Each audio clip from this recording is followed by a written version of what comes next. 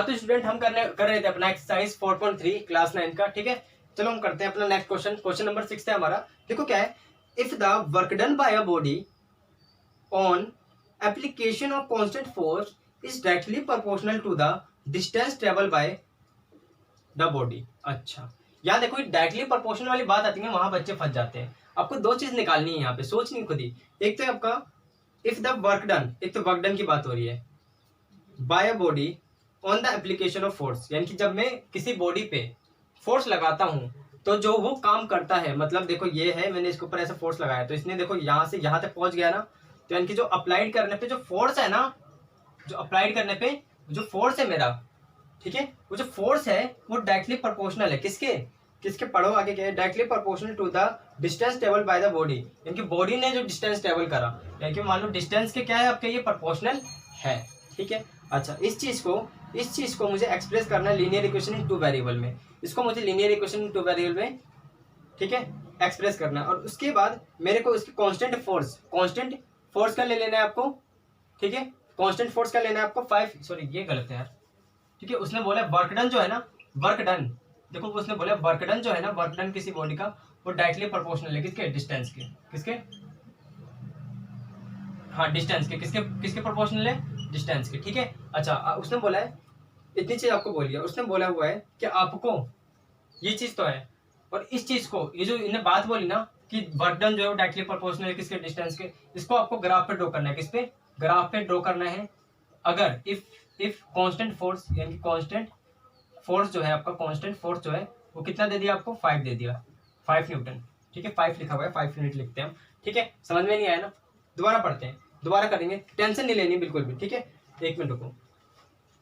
यहाँ तक तो क्लियर है आपको, यहाँ तक क्लियर है। देखो उन्होंने क्या बोला है, उन्होंने बोला है कि एक बॉडी पे अगर मैं वर्क डन पढ़ा है आपने। देखो वर्क डन क्या होता है कि फोर्स इंटू डिस्प्लेसमेंट, यानी कि आपने कितना काम करा। जो किसी भी वस्तु, कोई भी चीज अगर काम करती है, वर्क डन करती है, तो किसके प्रोपोर्शनल होता है, उसके डिस्टेंस के। जितना ज्यादा डिस्टेंस होगा उतने ज्यादा वर्क डन होगा। तो कहने का मतलब यह है कि पहले हमने मानना होगा लेट बी द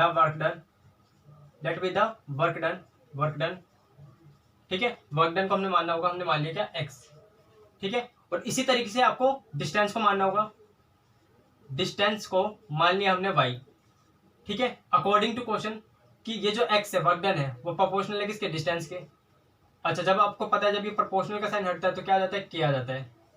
वेयर, यहाँ पे आप लिख सकते हैं वेयर के इज कांस्टेंट फोर्स, ये क्या है मेरा के, क्या है कांस्टेंट, ये जो है मेरा क्या है, ये कांस्टेंट फोर्स है, क्या है, कांस्टेंट फोर्स है। अब आप यहाँ पे देखिए कांस्टेंट फोर्स की वैल्यू कितनी है, यहाँ पे उन्होंने बोल रखा है कि आपको कांस्टेंट फोर्स की वैल्यू 5 ले लेनी है, तो मैंने इसको ले लिया 5, कांस्टेंट फोर्स को ले लिया मैंने 5 यूनिट। अब आपको इसका ग्राफ बनाना है, तो देखिए ये वाली जो चीज थी वो कैसे आ जाएगी, एक्स इक्वल टू कितना आ गया, 5y। तो देखिए ये लीनियर इक्वेशन में तो हमने लिख दिया, ये हमारा लीनियर इक्वेशन में तो हमने इसको लिख दिया, ठीक है, इक्वेशन में तो लिख दिया। इसका मुझे ग्राफ बनाना है, तो कुछ नहीं करना, आपको पता है ग्राफ कैसे इजीली बनता है। तो यहाँ पे मैं बना दूं इस तरीके से, यहाँ बना देंगे ग्राफ, यहाँ पे मैं लिख देता हूँ पॉइंट्स को, 2 पॉइंट्स, ऐसे ऐसे ऐसे, यहाँ क्या आ जाएगा एक्स, यहाँ क्या आ जाएगा वाई, ठीक है। अच्छा, यहाँ पे देखा अगर मैं 0 रख दूँ, अगर y बराबर 0 होता है तो x भी 0 हो जाएगा, ठीक है। और कुछ, अगर मैं इसको 1 रख दूं, ठीक है, y को 1 रख दूं तो ये कितना हो जाएगा, 5 हो जाएगा। बस आपको कुछ नहीं करना भाई, यहाँ लीजिए, ये हो गया 0 0, और ये कितना मेरा 5 और 1, तो ये कुछ इस तरीके से, और ये मेरा ग्राफ, सॉरी ये है मेरा 1, देखिए ये तो इस तरीके से हो गया 0 0। अब मैं ऐसे ही कर दे रहा हूँ, ठीक है। तो देखो ये कितना है 0 0, एक तो पॉइंट ये हो गया, और ये कितना है हमारा, एक तो है हमारा x5 है, और ये कितना 1 है, तो यहाँ कहीं आएगा। फिर आपको इन दोनों को ऐसे ज्वाइन कर देना है, ठीक है, इन दोनों को ऐसे ज्वाइन कर देना है। और ये जो ग्राफ बनेगा ना, यहाँ पे आपका ये पॉइंट होगा 5, और ये जो था हमारा ये होगा 1, तो हमारा बन गया ये ग्राफ, और इसका नाम पड़ेगा आपका x इक्वल्स टू 5y, ठीक है, कंप्लीट हुआ। अच्छा, उसके बाद इसमें क्या है आपका, इसमें बोला है इतना होने के बाद उसने बोला है ना कि from the graph of work done and the distance travel by body is 2 unit.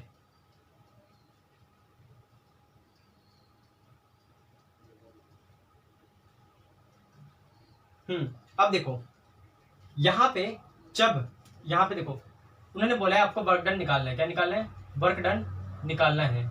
जब बॉडी ने डिस्टेंस कितना ट्रेवल करा, पहले केस में 2 यूनिट, कितना ट्रेवल करा, 2 यूनिट जब डिस्टेंस ट्रेवल करा, ठीक है, डिस्टेंस जब 2 यूनिट ट्रेवल करता है तो आपको क्या निकालना है, वर्क डन निकालना है। देखिए वर्क डन बराबर क्या है हमारा, x इक्वल्स टू 5 यानी कि उसने क्या दे दिया मेरे को, डिस्टेंस दे दिया।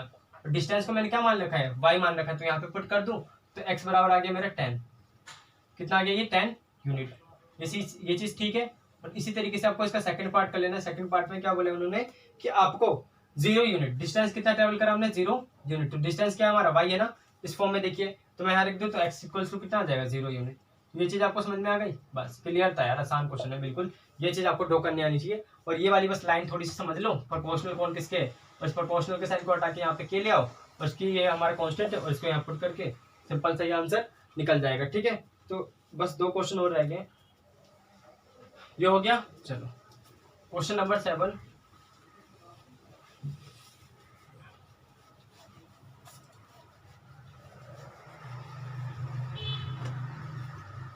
क्वेश्चन नंबर 7 क्या है, देखो क्वेश्चन नंबर 7 क्या है, Yamini and Fatima 2 student of class 9। ठीक है, क्लास 9 की यामिनी और फतीमा 2 स्टूडेंट है। उन दोनों ने पैसे मिलाए, ठीक है, कंट्रीब्यूट करे कितने, 100 रुपए, किसको, प्राइम मिनिस्टर को, किसी हेल्प के लिए, आर्थिक हेल्प के लिए। अब इसी चीज को मुझे किसमें लिखना है, लीनियर इक्वेशन इन 2 वेरिएबल में लिख के इसका right a linear equation which satisfy the data. हाँ बस मेरे को लीनियर इक्वेशन लिखना है। तो देखो क्लास 9th में एक तो 2 स्टूडेंट है मेरे, एक तो है यामिनी, एक तो है मेरा यामिनी, और एक कौन है मेरा, फतीमा। 2 स्टूडेंट है मेरे, ठीक है। दोनों मिलके कितना, दोनों एडअप करके कितने रुपए देते हैं, 100 रुपए कंट्रीब्यूट करते हैं। देखो तो आपको इसको लीनियर इक्वेशन 2 वेरिएबल में लिखना है, सिंपल सी चीज है यार। Let be the contributed by, Yamini ने कितना कंट्रीब्यूट करा, आप मान लेंगे कितना, x, और फतीमा ने कितना, आपको इसको मान लेना कितना, x, और फतीमा ने कितना करा, फतीमा ने करा y। तो कुछ रहेगा क्या, अकॉर्डिंग टू क्वेश्चन बताइए। दोनों के पैसे जोड़ के कितने आ जाएंगे, 100 रुपए। वैसे हमने दर्शा दिया, ये रुपीस हो गया, ये भी रुपीस हो गया। इसने x रुपए करे, इसने y रुपए करे, दोनों को मिला के कितने आ गए, 100। तो ये लीनियर इक्वेशन 2 वेरिएबल में लिख दिया और क्वेश्चन भी हमारा खत्म हो गया। ठीक है, उसके बाद हमारा नेक्स्ट क्वेश्चन करते हैं। क्वेश्चन नंबर, लास्ट क्वेश्चन है हमारा।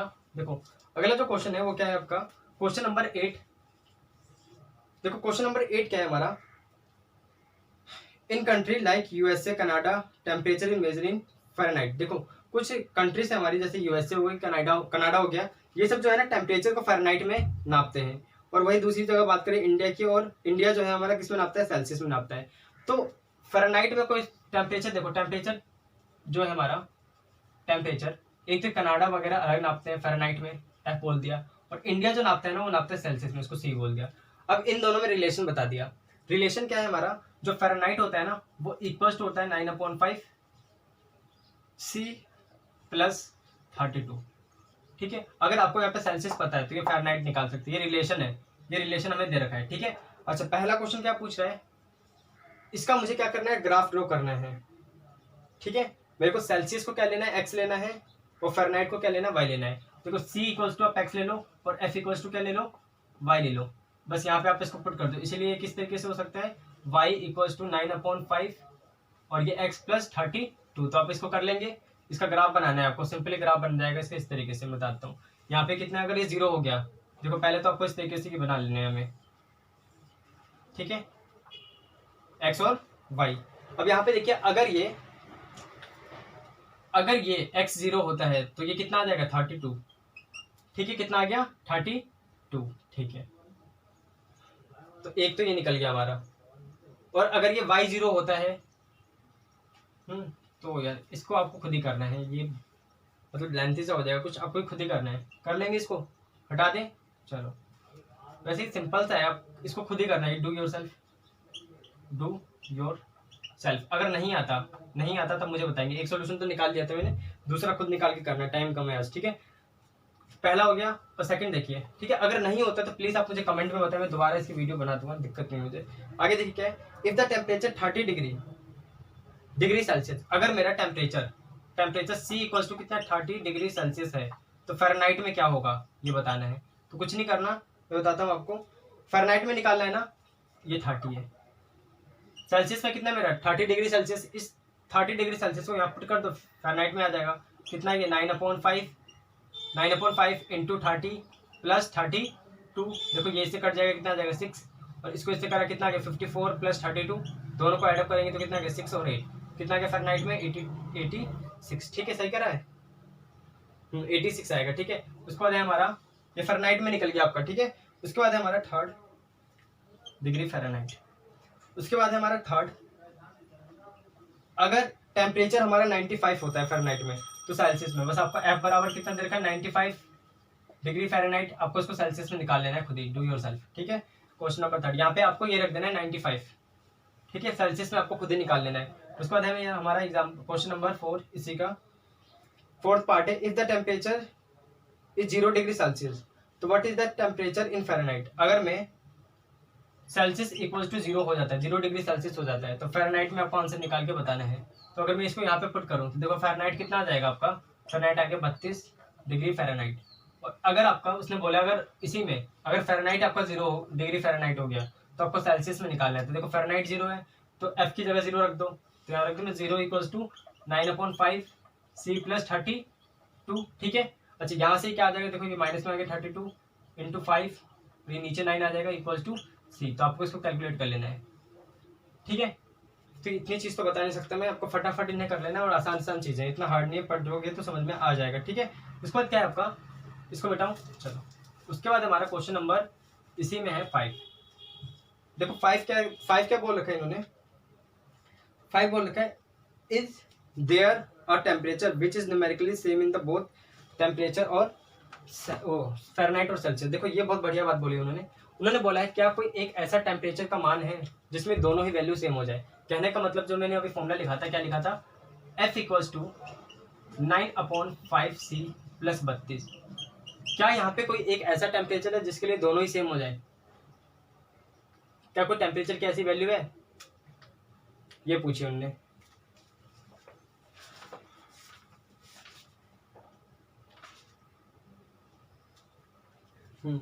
तो देखो क्या करना है, मान लो दोनों इक्वल है, इक्वल होने चाहिए। क्या कोई टेम्परेचर की ऐसी वैल्यू होगी? मैंने मान लिया F इक्वल्स टू C, क्या मेरा दोनों ही बराबर है, यानी फ़ारेनहाइट बराबर है किसके, सेल्सियस के। तो यहाँ पे देखो क्या हो जाएगा, अगर मैं बोल दूँ C equals to 9/5C plus 32, क्योंकि F बराबर है C के, और इसको मैं अगर इधर ले आऊँ तो कितना हो जाएगा, देखिए C माइनस 9/5C बराबर 32, ठीक है। ये कितना आ जाएगा 5C माइनस 9C/5 बराबर 32, यहाँ से घटाया तो कितना आ जाएगा 4C/5 इक्वल्स टू 32, ठीक है। और यहाँ पे देखिए C इक्वल्स टू आ जाएगा माइनस में 32 इंटू 5/4, ठीक है।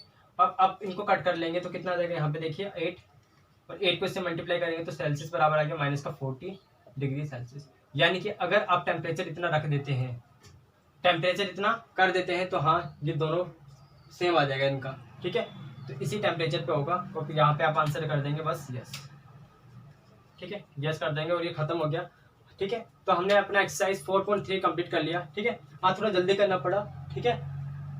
आगे हम करने वाले अपना एक्सरसाइज 4.4, तब तक के लिए पढ़ाई करती है। All the very best.